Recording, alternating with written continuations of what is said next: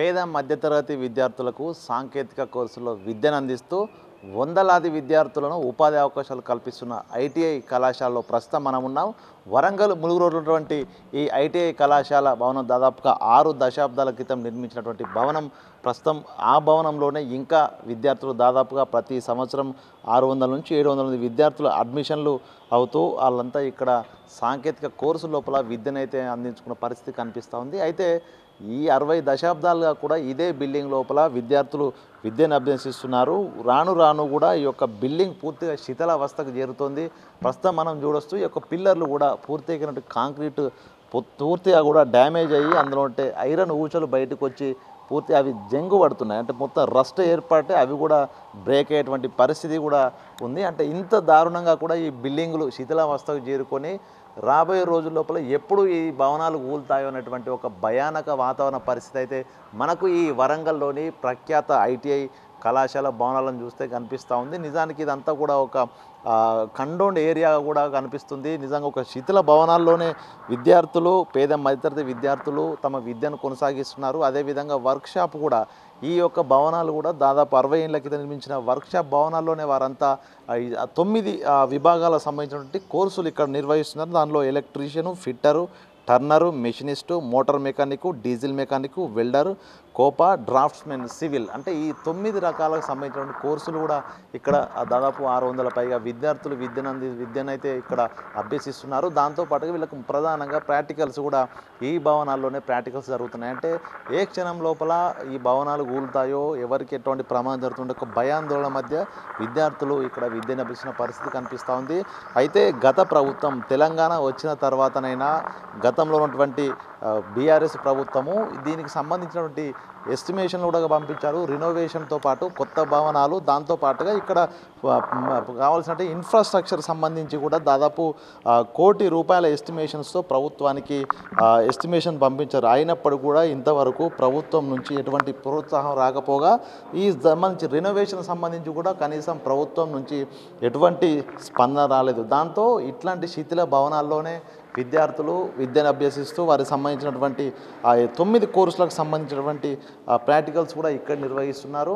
So ఈ సమయం లోపల రాబోయే రోజుల లోపల ఈ భవనం ఎప్పుడు కూలుతుందో, ఎప్పుడు ఎటువంటి ప్రమాదం జరుగుతుందో ఒక భయాందోళన మధ్య అయితే విద్యార్థులు విద్యను అభ్యసిస్తున్న పరిస్థితి అయితే కనిపిస్తూ ఉంది. ఇప్పటికైనా నూతనంగా ఏర్పడినటువంటి రేవంత్ రెడ్డి ప్రభుత్వమైన ఐటీఐలను ప్రధానంగా ఉపాధి అవకాశాలు, ఈ యొక్క సాంకేతిక కోర్సులు పూర్తవగానే ఉపాధి అవకాశాలు వచ్చే అవకాశం ఉంది. కాబట్టి వీటి ఒక దాదాపు ఒక్కొక్క విద్యార్థి ఉపాధి పొందితే తన కుటుంబం కూడా నిలబడే పరిస్థితి ఉంది. కాబట్టి ఇప్పటికైనా ఇట్లాంటి భవనాలను మనం చూస్తున్నాం.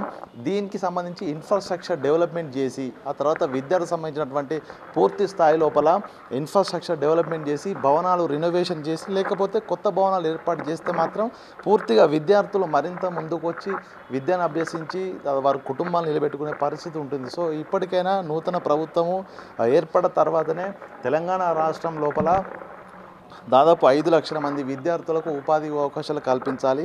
ఐటీఐ విద్యను అభ్యసించినటువంటి విద్యార్థులు ప్రధానంగా వారికి సాంకేతిక సంబంధించినటువంటి ట్రైనింగ్ ఇవ్వడంతో పాటు ఉపాధి అవకాశాలు, ఒకవేళ వాళ్ళు కనుక ఏదైనా సొంతంగా వాళ్ళు షాపులు కానీ ఇతర చేర్చుకోవడానికి కూడా ఆర్థిక సహకారంతో పాటు ఏదైనా వారందరికీ కూడా దాదాపు 5 లక్షల మంది టార్గెట్గా ప్రభుత్వం ముందుకెళ్తుంది. ఈ నేపథ్యంలో టాటా సంస్థతో కూడా సీఎం రేవంత్ రెడ్డి సమావేశమయ్యారు. దాంతోపాటుగా ఉన్నటువంటి తెలంగాణలో ఉన్నటువంటి మొత్తంగా 65 ఐటీఐ ప్రభుత్వ పాఠశాలలు ఉండగా దాని లోపల దాదాపు 50 సెంటర్ల లోపల వర్క్షాపులు ఏర్పాటు చేసి ఇన్ఫ్రాస్ట్రక్చర్ తామే స్వయంగా ఏర్పాటు చేసి ట్రైనింగ్ ఇవ్వడానికి టాటా సంస్థ ముందుకు వస్తుంది. అయితే దీనికి సంబంధించి విధి విధానాలపై ప్రభుత్వం ఒక ఉన్నత స్థాయి కమిటీని ఏర్పాటు చేసింది. ఆ కమిటీ రిపోర్ట్స్ వచ్చిన తర్వాత విద్యార్థులకు ఈ ఐటీఐ ప్రభుత్వ కళాశాల లోపల ఈ భవనాల నిర్మాణంతో పాటు కూడా టాటా సంస్థ ప్రత్యేకంగా 85% వాళ్ళే బడ్జెట్ వాళ్ళే ఉపయోగించి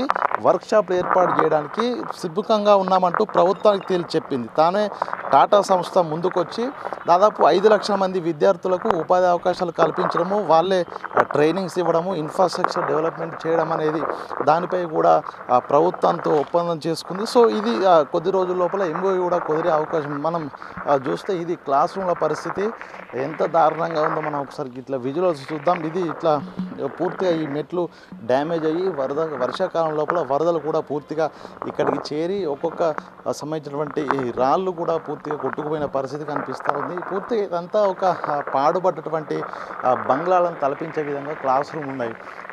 మనం చూస్తున్న ఈ క్లాస్ రూమ్ కూడా చూడొచ్చు ఒకసారి. ఈ సంబంధించినటువంటి పిల్లలకి థియరీ క్లాసులు ఇచ్చినటువంటి క్లాస్ రూమ్ మనం ఒకసారి ఉన్నటువంటి ప్రస్తుతం ఫిజికల్ పరిస్థితి ఎట్లా ఉందో ఒకసారి చూద్దాము.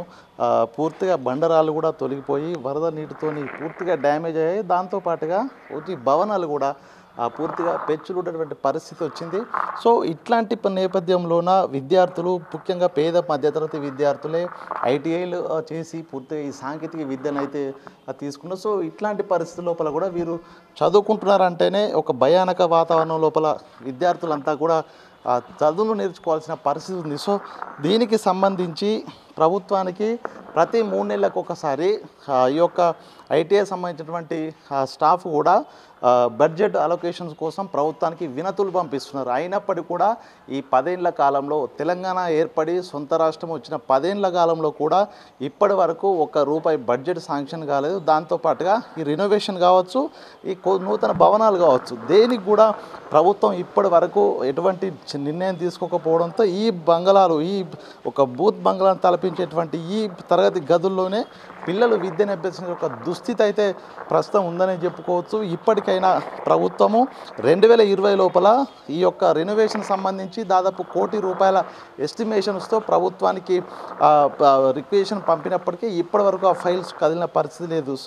ఇప్పటికైనా నూతన ప్రభుత్వం దీనిపై దృష్టి సారించి ఈ యొక్క ఐటీఐ భవనానికి సంబంధించినటువంటి పూర్తి స్థాయి రెనోవేషన్ లేదా ఒక నూతన భవనాలైనా నిర్మించి దాదాపు ఇక్కడ ప్రతి సంవత్సరం అడ్మిషన్ తీసుకునేటువంటి 600 నుంచి 700 మంది విద్యార్థులు ఉన్నారు. వారందరి భవిష్యత్తును దృష్టిలో ఉంచుకొని నూతన భవన నిర్మాణంతో పాటుగా వర్క్షాప్కు సంబంధించి అంటే దాదాపు 9 కోర్సులకు సంబంధించిన విద్యార్థులు ఇక్కడ వర్క్షాప్ లోపల ప్రాక్టికల్స్ చేసుకుంటారు. వారికి రా మెటీరియల్ కూడా ఈ 10 ఏళ్ల నుంచి కూడా ₹1 కూడా బడ్జెట్ నిధులు విడుదల కావడంతో పాత వస్తువులతోనే అక్కడ పాత ఎక్విప్మెంట్తోనే ఇక్కడ వాళ్ళంతా ట్రైనింగ్ పూర్తి చేస్తారు. సో విద్యార్థుల భవిష్యత్తు దృష్టిలో ఉంచుకొని ఇప్పటికైనా ఇటు నూతన భవనాలు, నూతన టెక్నాలజీతో ఉన్నటువంటి వర్క్షాప్లు, అదేవిధంగా రా మెటీరియల్స్ కూడా సప్లై చేయాలని కొత్త గవర్నమెంట్ను అయితే వీరంతా రిక్వెస్ట్ చేస్తున్న పరిస్థితి కనిపిస్తూ ఉంది. ఇది మొత్తంగా వరంగల్ కేంద్రంగా ఉన్నటువంటి ప్రముఖమైనటువంటి ఐటీఐ కాలేజ్ సంబంధించినటువంటి పూర్తి గ్రౌండ్ రిపోర్ట్. వీడియో జర్నలిస్ట్ సంతోష్తో వేణు బిగ్ టీవీ వరంగల్.